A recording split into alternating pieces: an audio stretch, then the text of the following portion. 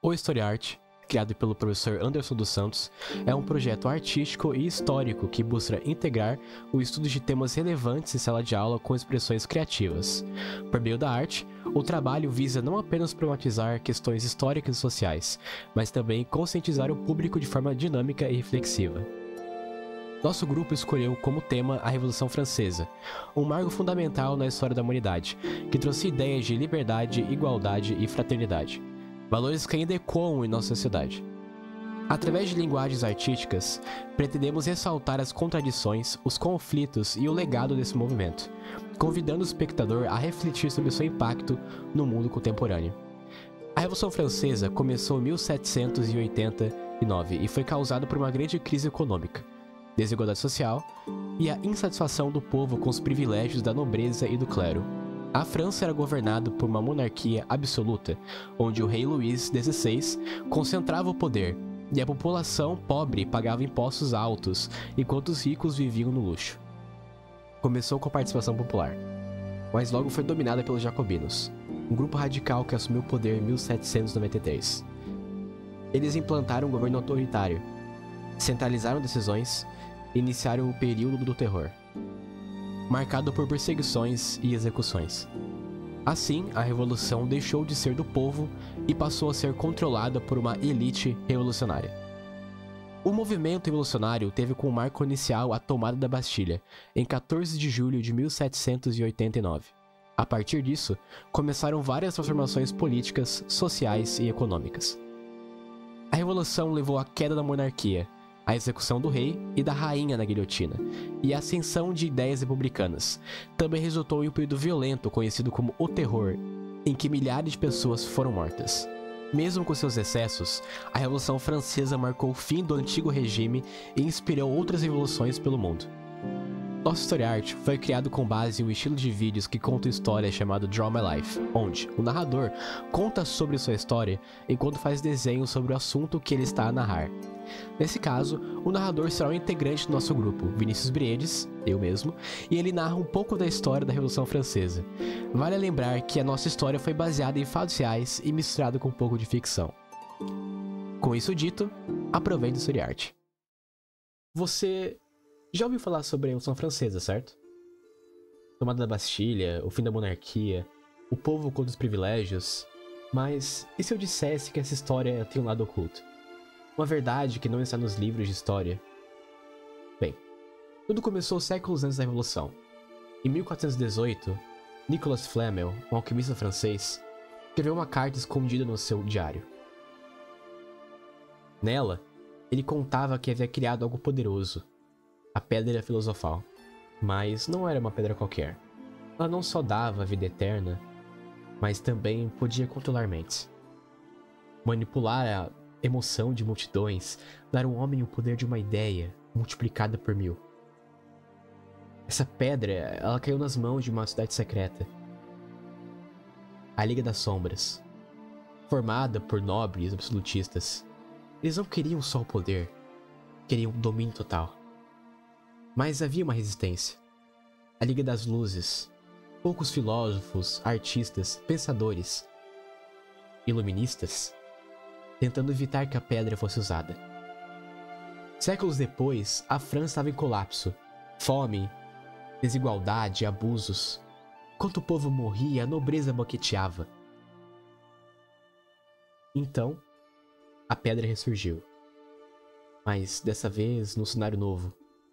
Revolucionário, caótico.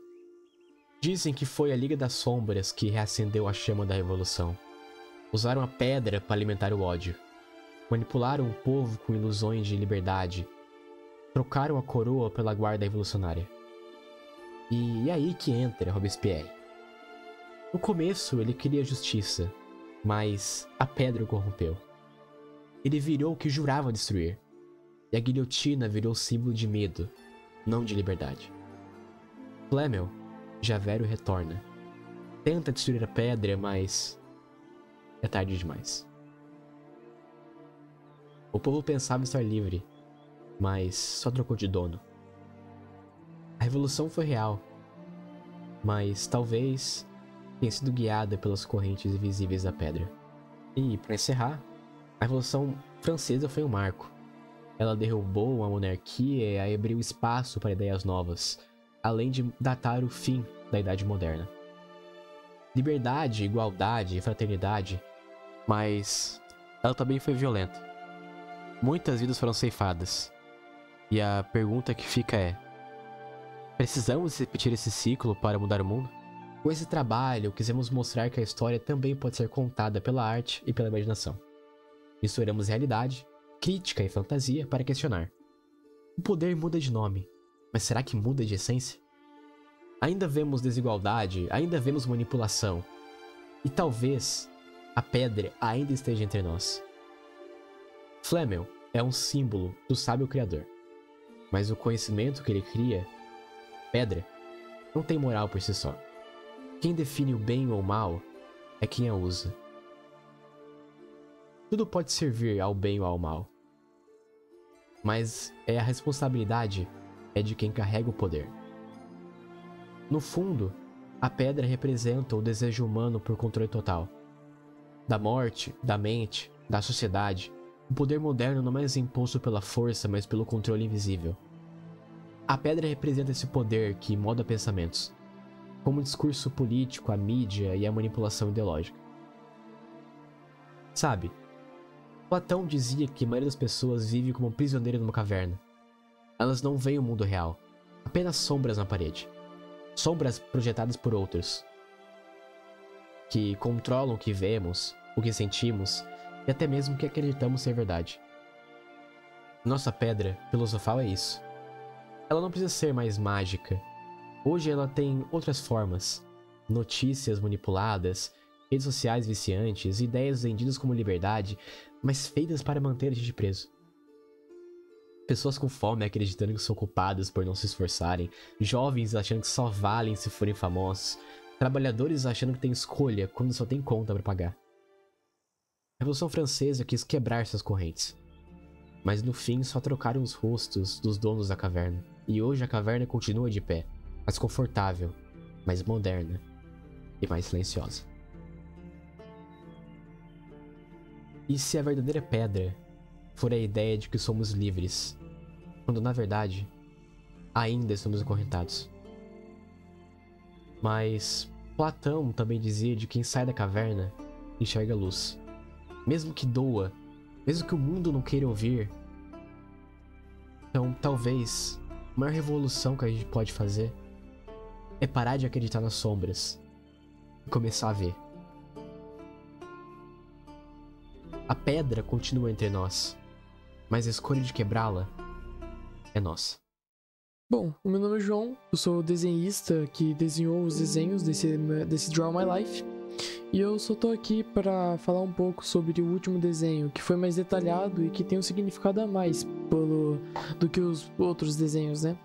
Então, esse desenho ele foi feito com o estilo que eu mesmo escolhi. Ele é todo em tons de cinza, mas alguns detalhes coloridos, como a bandeira da França e o sangue. Isso é para mostrar como, em meio a tanta confusão e tragédia, só algumas coisas realmente se destacam, como a violência e o símbolo da revolução. No centro tem uma mulher vendada que representa a liberdade, mas aqui ela tá cega. E isso é para mostrar que durante a Revolução Francesa, a liberdade existia mais no discurso do que na prática. Na mão dela tem uma bandeira da França que representa o sonho da revolução, e na outra, uma balança quebrada, simbolizando a justiça que não funcionava e que estava desequilibrada. Ela pisa em corpos no chão. Isso mostra que muitas vezes a revolução acabou esmagando o próprio povo que lutou por ela. Ou seja, a revolução que prometeram veio com muito sofrimento. Tem também um homem assustado olhando para a guilhotina. Ele representa um povo comum, que começou acreditando na mudança, mas depois ficou com medo do que a revolução virou. Então, do lado direito, eu desenhei as casas francesas simples, bem juntinhas e bem esmagadas. E do outro lado, ou seja, do lado esquerdo, eu desenhei a Bastilha, para mostrar esse contraste entre o povo e o poder. E tudo isso em volta de uma fumaça, que representa o caos, a confusão e quanto era difícil o que estava certo ou errado naquela época. E com esse desenho, a crítica que eu quis fazer é que quando uma ideia perde o equilíbrio e pisa nas pessoas, ela deixa de ser liberdade. A gente pode pensar nisso até hoje, né? Tem muita coisa que dizem ser pelo bem, mas que só machuca quem já sofre.